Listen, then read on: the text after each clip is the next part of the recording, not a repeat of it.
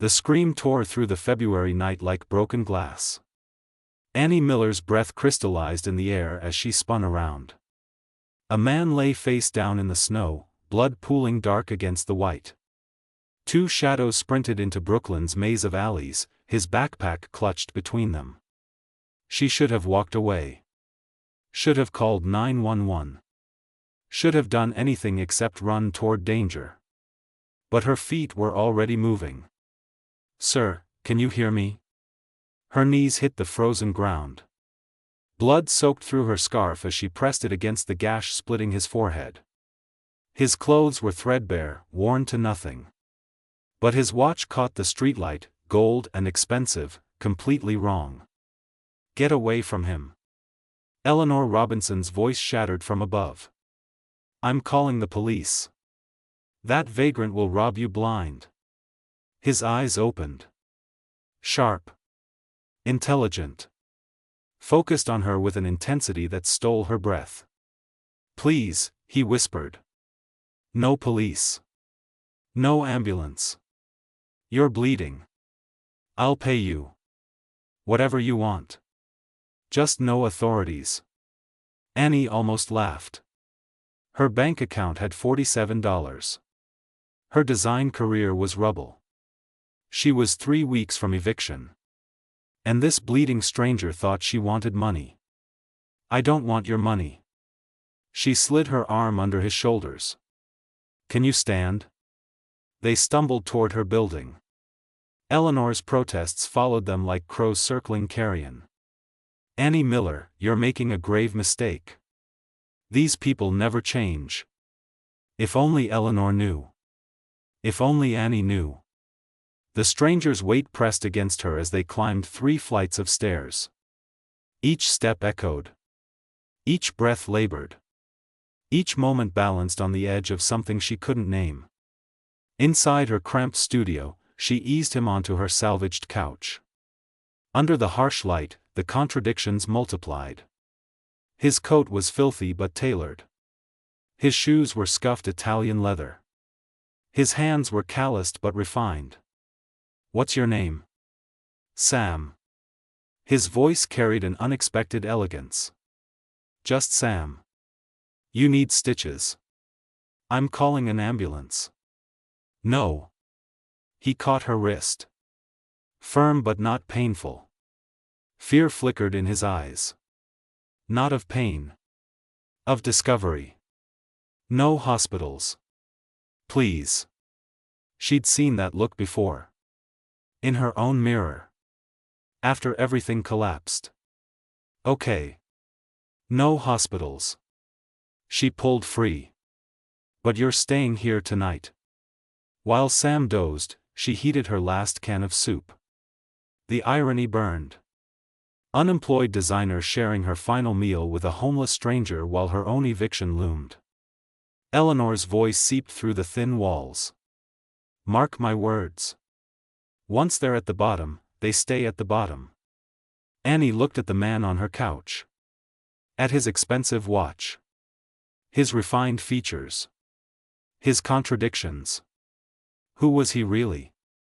And why did helping him feel like stepping off a cliff? Morning light cut through the window like accusations. Annie woke to find Sam standing at her drafting table, studying her portfolio with the focus of someone who understood what they were seeing. "These are remarkable." He didn't turn. The Westbridge Hotel lobby. Ambitious use of natural light, though I'd have concerns about the south-facing glass in summer. Her blood went cold. The Westbridge was a boutique hotel in Soho. No homeless person would know about commercial glass considerations. No one would unless they worked in high-end design. Or owned the building. "How do you know about that project?" He turned. Something flickered across his face. Recognition. Regret. Gone before she could name it. "I'm sorry. I shouldn't have looked without asking." "That's not what I asked." Silence stretched between them like a wire pulled taut. "I used to know things," he said finally. "Before." "Before what?" Before I learned that trust is just another word for weakness. The coffee shop was warm. Lily practically vibrated across the counter. So you just brought him home. Annie, honey, your heart's bigger than your brain. What if he's dangerous? He's not. How do you know? Because danger doesn't fix broken hinges. Because killers don't discuss design flaws. Because his eyes held the same shattered faith she saw in her mirror every morning. I just know. That evening, she found him replacing her bathroom door hinge. You don't have to do that. You shared your last can of soup with me. His hands moved with practiced efficiency. Least I can do is make sure your door closes. This building has good bones. Shame about the maintenance. The owner should be ashamed. Annie laughed. Bitter. Sharp. The owner is Eleanor Robinson. Upstairs. She'd rather count rent checks than fix anything. Sam's hands froze on the screwdriver. Robinson owns this building? Why? You know her? No. I just think people who own property have responsibilities. He resumed working, but his certainty had cracked. To their tenants. To the community. Strange words from a man who supposedly owned nothing but the clothes on his back. Night fell. The city quieted. Sam sat reading her design magazines, making soft sounds of agreement or dissent. Professional sounds. Educated sounds. Sounds that didn't belong to someone sleeping in snowbanks. Who are you really, Sam? The question burned on her tongue. She swallowed it. Everyone deserved their secrets. Everyone deserved a chance to just be. 3 days passed in strange domestic rhythm. He fixed things. The leaky faucet. The stuck window. The clanging radiator. She looked for work, sent resumes into the void, pretended she wasn't running out of money for groceries. And slowly, carefully, they talked. I used to believe in the system, Sam said one evening, adjusting the radiator with expert precision. Work hard. Build something meaningful. Surround yourself with good people. I thought success meant security. What changed? His hands stilled. I discovered that some people see trust as weakness. That loyalty has a price tag. That when you have something worth taking, someone will try to take it. The bitterness in his voice resonated with her own disappointments. But you can't let that define you, she said softly. They took my job. Not my talent. My stability. Not my dreams. Sam looked at her. Really looked. Something shifted in his expression. What if the person who took everything was someone you loved? The question hung in the air like smoke. Before she could answer, someone pounded on the door. Annie Miller. Open up. This is the police. Sam's face went white. Don't. His voice cracked. Please don't open it. The pounding came again. Harder. Annie's heart hammered against her ribs. She looked at Sam. At the terror in his eyes. At the man who'd fixed her broken things and shared her silence and understood her shattered faith. She opened the door 6 inches. 2 officers stood in the hallway. Eleanor Robinson hovered behind them like a vulture. Ma'am, we received a report about a suspicious individual. There's no one here but me. Ms. Robinson says you've been harboring a vagrant. Annie felt Sam behind her. Felt his breath. His fear. His trust that she wouldn't betray him. Eleanor sees homeless people everywhere. Last month she called you about a FedEx driver. The officer's mouth twitched. That's true. I'm fine. Really. But thank you for checking. She closed the door. Locked it. Turned to find Sam pressed against the wall, shaking. Why did you do that? Because everyone deserves a chance to tell their own story. She moved closer. So tell me. Who are you running from? He slid down the wall. Sat on her floor like a broken thing. My business partner. Mark Douglas. We built an empire together. 40 buildings across Manhattan. I trusted him with everything. My company. My life. My sister's trust fund. His voice cracked on the last words. 6 months ago, I found the documents. He'd been embezzling for years. Millions. When I confronted him, he threatened my family. Said if I went to the authorities, he'd make sure my sister's medical expenses bankrupted her. She has cancer. Stage 3. Annie's chest tightened. So you disappeared. I thought if I vanished, he'd stop. If I wasn't there to oppose him, he'd leave my sister alone. Sam looked up. Tears tracked through the dirt on his face. I've been living on the streets for 6 months. Watching my buildings from shadows. Watching him destroy everything I built. And I can't do anything because the moment I surface, Sarah dies. The room spun. Annie sat beside him on the floor. What's your real name? Samuel Parkington. The name hit her like a fist. Samuel Parkington. The billionaire who owned half of Manhattan's Skyline. The man who'd vanished mysteriously 6 months ago. The man whose face had been on the cover of New York Magazine. You own this building. I own 47 buildings. Including this one. Eleanor Robinson is my property manager. Was my property manager. His laugh came out broken. She doesn't even recognize me. Annie's mind raced. The expensive watch. The refined speech. The expert knowledge of design and construction. The way he'd reacted to Eleanor's name. Why tell me now? Because you saved me. Not for money. Not for reward. You saved me because it was right. He turned to face her. And because I think I'm falling in love with you. The confession hung between them. Raw. Honest.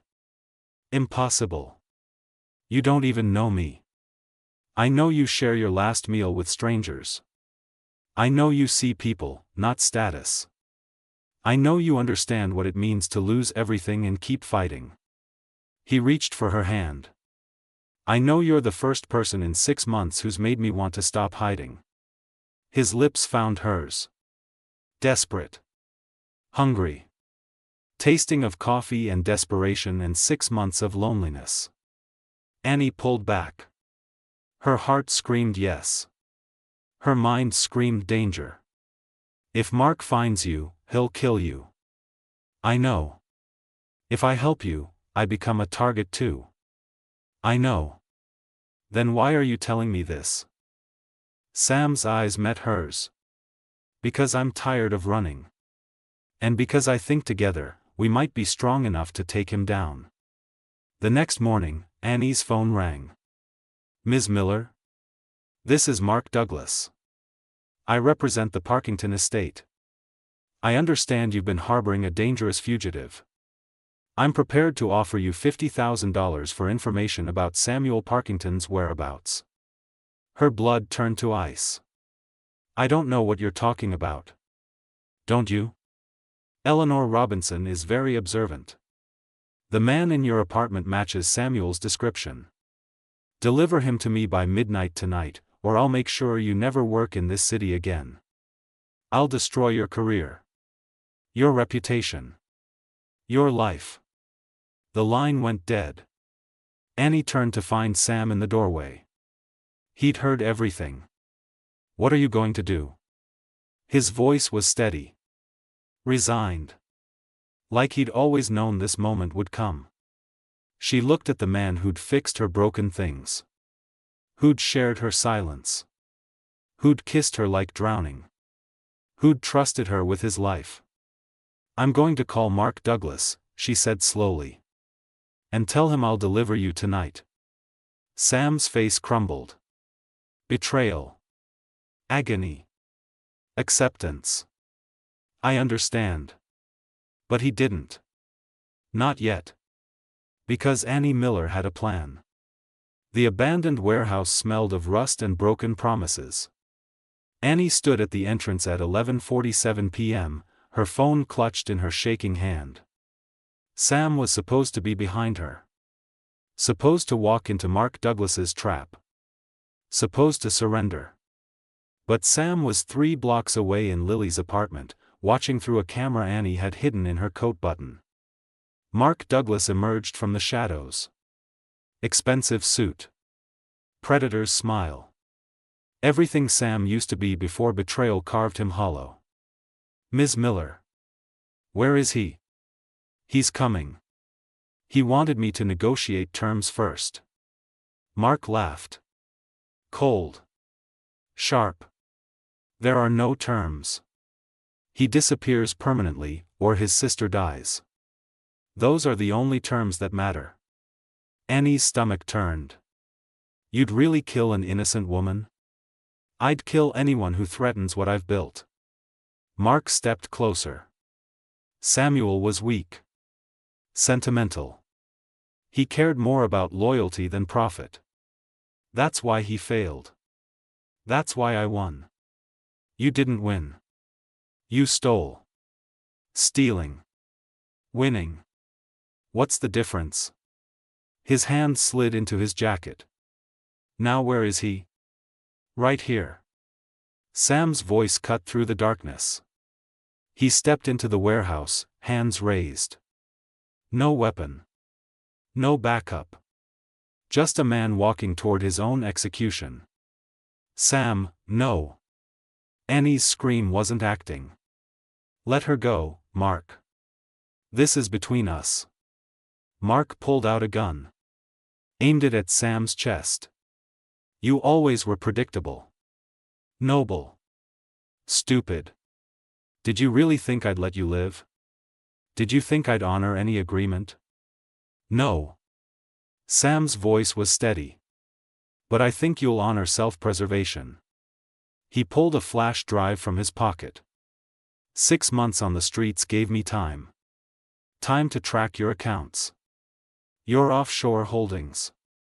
Your falsified documents. Everything's on here. And if I don't check in with my lawyer every 12 hours, it goes straight to the FBI.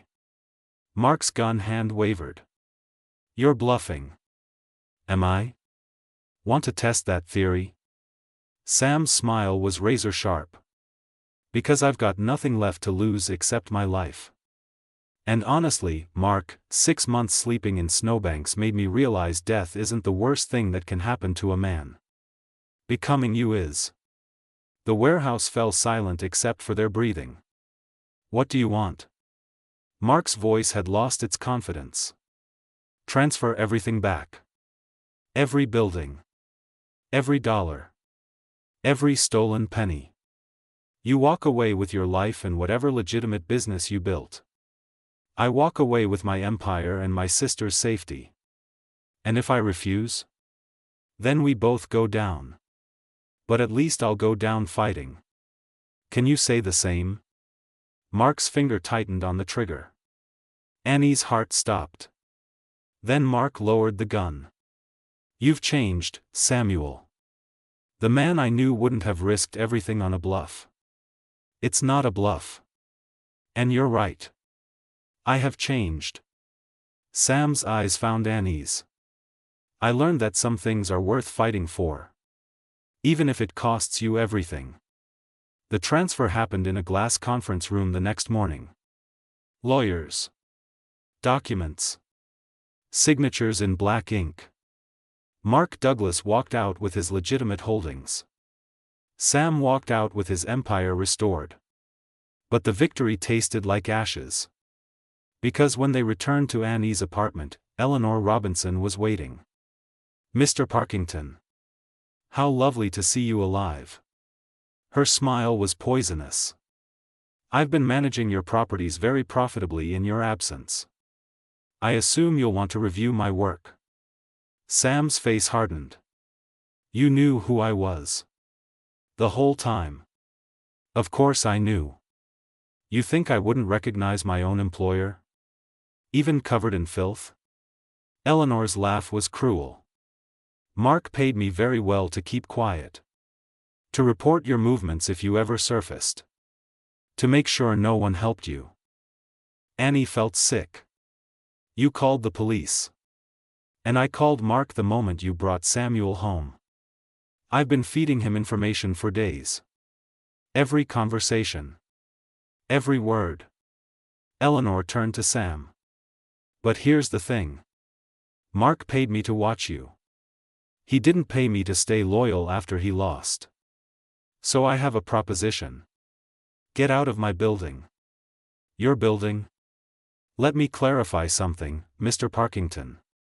While you were playing homeless, I documented everything. Every missed inspection. Every ignored complaint. Every violation of tenant rights. I have enough evidence to bury you in lawsuits for years. Sam's jaw clenched. Name your price. $10 million. And I walk away quietly. Refuse, and I go public. Your triumphant return becomes a scandal about a negligent landlord who abandoned his tenants to live some misguided experiment. That's extortion. That's business. You taught me that. Eleanor smiled. You have 24 hours to decide. She left. The door closed. Silence crushed down like a physical weight. I can't pay her. Sam's voice broke. The transfer cleaned out my liquid assets. Everything's tied up in property. Even if I sell, it'll take months. By then, she'll have destroyed everything. Annie moved to the window. Looked out at the city she'd always loved. The city that had chewed her up and spit her out. The city that kept taking and never giving back. How much do you have left? 300,000. Enough to keep the buildings running. Not enough to pay Eleanor and save my reputation. She thought about her empty bank account. Her failed career. Her $47 that had become zero. She thought about the man who'd fixed her broken things. Who'd trusted her with his life. Who'd kissed her like drowning. I have a trust fund, she said quietly. My grandmother left it to me. $7 million. I've never touched it. Saved it for something important. For a dream worth fighting for. Sam turned. Annie, no. Eleanor gets her 10 million. 7 from me. 3 from you. We keep your empire. Save your reputation. Protect your sister. I can't let you do that. You're not letting me do anything. She faced him. I'm choosing this. I'm choosing you. I'm choosing to believe that some fights are worth everything. What if we lose? Then we lose together. He crossed the room. Took her face in his hands. Kissed her like she was oxygen and he was drowning. I'll pay you back. Every penny. I swear. I know. But they both knew some debts could never be repaid. The next morning, Eleanor Robinson took her 10 million and disappeared. Sam's empire was secure. His sister was safe. His reputation was intact. And Annie Miller was broke. Again. She stood in her apartment, looking at the drafting table where her dreams used to live. $7 million. Gone. For a man she'd known for 1 week.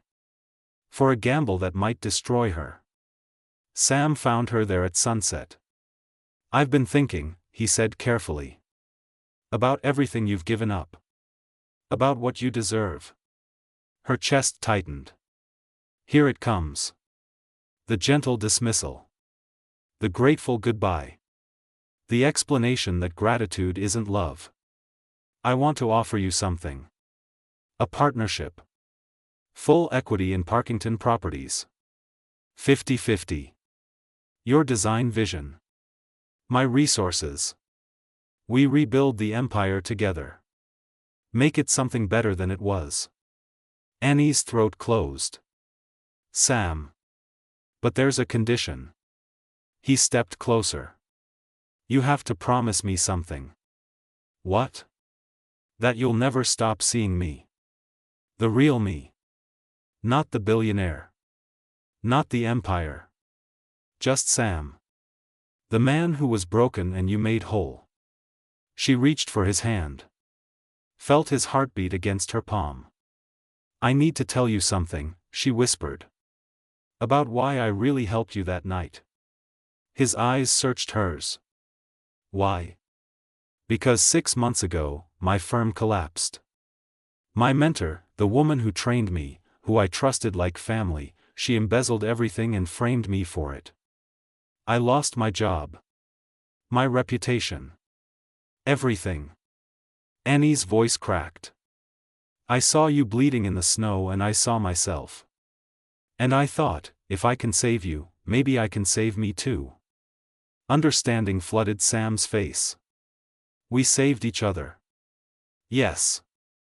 But as they stood there, holding on to each other like drowning people hold driftwood, neither of them saw the shadow watching from across the street. Mark Douglas smiled. And dialed a number. It's done. Samuel trusts her completely. Now we move to phase 2. 3 months later, Annie stood in the conference room of Parkington Properties, surrounded by blueprints and possibility. They'd renovated 12 buildings. Created affordable housing. Implemented green energy. Built something that mattered. The partnership was working. The empire was growing. And every night, Sam came home to her. Until Lily appeared in the doorway, her face white. Annie. We need to talk. Now. They went to the bathroom. Lily locked the door. I did something stupid. I got drunk last night and called my ex. He works at Mark Douglas's firm. Her hands shook. Annie, Mark hired you. What? 6 months before you met Sam. Mark Douglas paid your design firm to hire you. Paid your mentor to embezzle and frame you. Orchestrated your entire collapse. The floor tilted. That's insane. He needed someone broken. Someone desperate.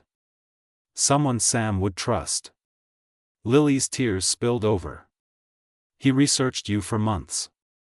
Found out about your grandmother's trust fund. Knew you'd be perfect. You were never saving Sam. You were the trap. Annie's stomach heaved. No. The mugging was staged. Mark's men attacked a homeless guy, knowing you walked that route every night. Knowing you'd help. Knowing you'd bring him home. Everything was planned. You gave Mark exactly what he wanted. Access to Sam. $7 million. And a partner Sam trusted enough to sign legal documents with. The world fractured into sharp pieces. What documents? I don't know. But my ex said phase 2 starts today. And Annie, he was laughing. She ran. Burst into Sam's office.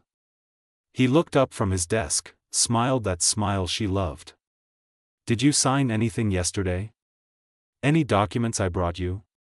His smile faltered. The merger papers for the downtown project. Why?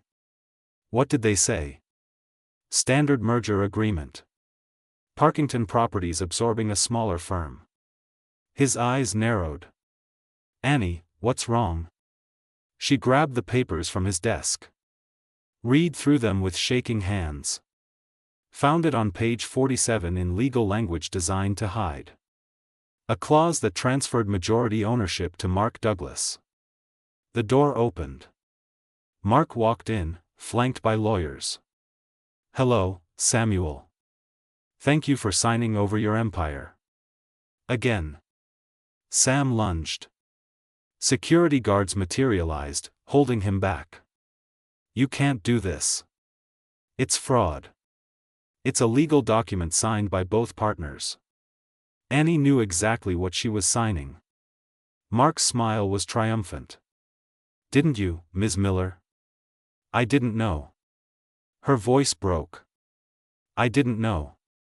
Of course you didn't. You were too busy playing savior to read the fine print. Too busy falling in love to see the trap. Mark turned to Sam. I told you 6 months ago. The woman would be your downfall. I just didn't mention I'd be the one who arranged it. Sam's eyes met Annie's. She saw the moment he understood. The moment trust shattered. The moment love turned to ash. You were working with him the whole time. No. Sam, no. I didn't know. $7 million. My trust. My empire. All of it. You played me perfectly. I saved you. You destroyed me. His scream echoed off glass walls. I'd rather have died in that snow than live knowing everything was a lie. Mark's guards dragged him toward the door. Sam didn't fight. The man who'd survived 6 months on the streets had finally broken. Sam, please. Annie tried to follow. Security blocked her. I love you. He stopped at the door. Turned. His eyes were dead. No. You loved the idea of saving someone. You loved feeling like a hero. You never loved me. You just loved who I let you pretend to be. The door closed. He was gone. Annie sank to the floor. Mark crouched beside her. Thank you, Ms. Miller. You played your part perfectly. The money's already transferred. The building is mine. And Samuel Parkington is finally, completely destroyed. He left. She stayed there on the floor, surrounded by blueprints of dreams that were never hers. Drowning in the wreckage of a love that was built on lies she never told. Lily found her hours later. Annie. There's something else. The mugging wasn't staged. Annie looked up through tears. What? I called my ex back. Threatened to go to the police.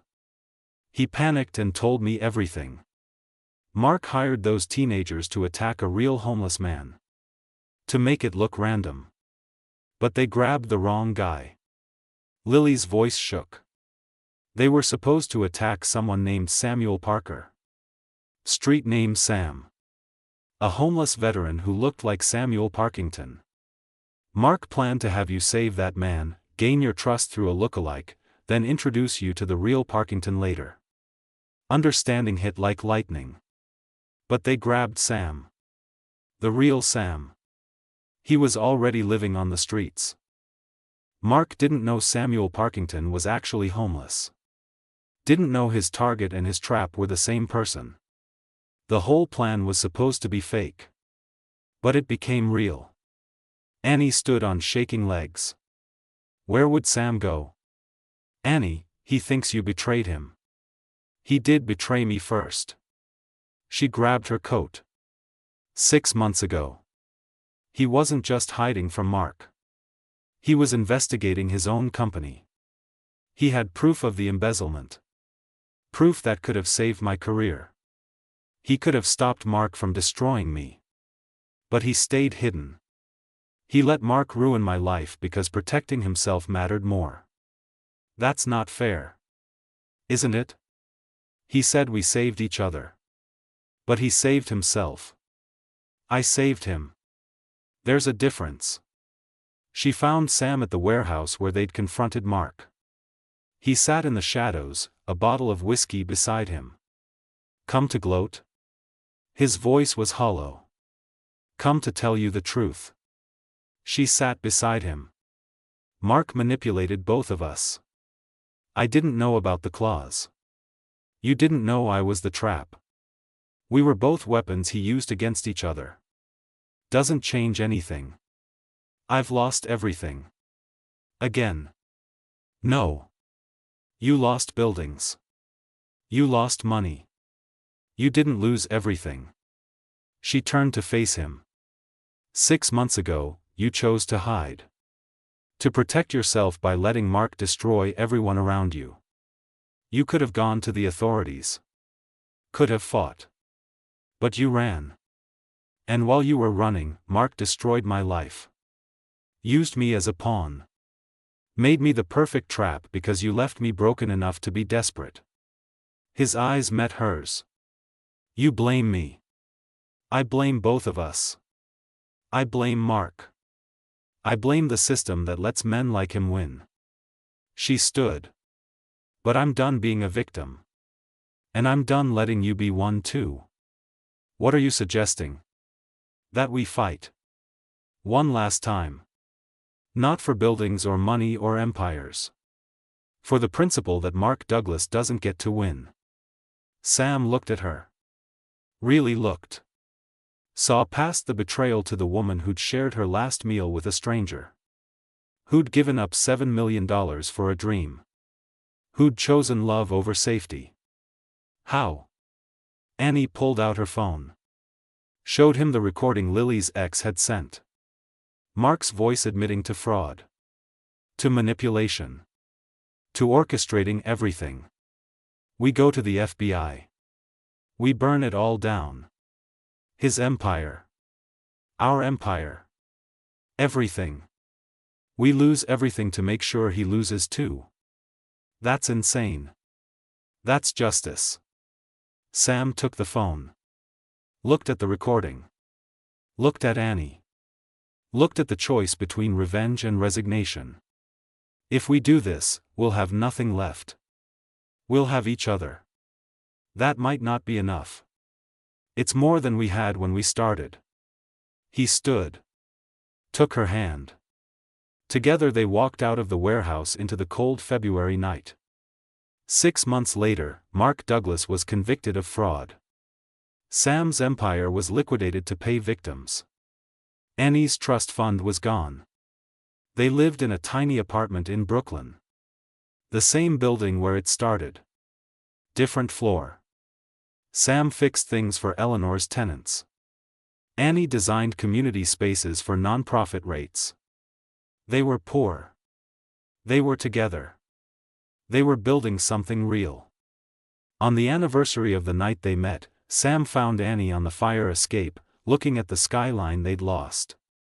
Regret it? He asked. Every day. She turned to him. And I'd do it again. Every time. Even knowing how it ends. It hasn't ended. She kissed him. Soft. Real. We're not a fairy tale, Sam. We're not a romance. We're two broken people who chose each other over everything else. That's messier. That's harder. That's real. What if we break again? Then we break together. The city stretched before them. Full of shadows and light. Full of buildings they'd never own. Full of dreams that looked different than they'd planned. But they were free. They were honest. They were home. And sometimes, that's the only victory that matters. The end.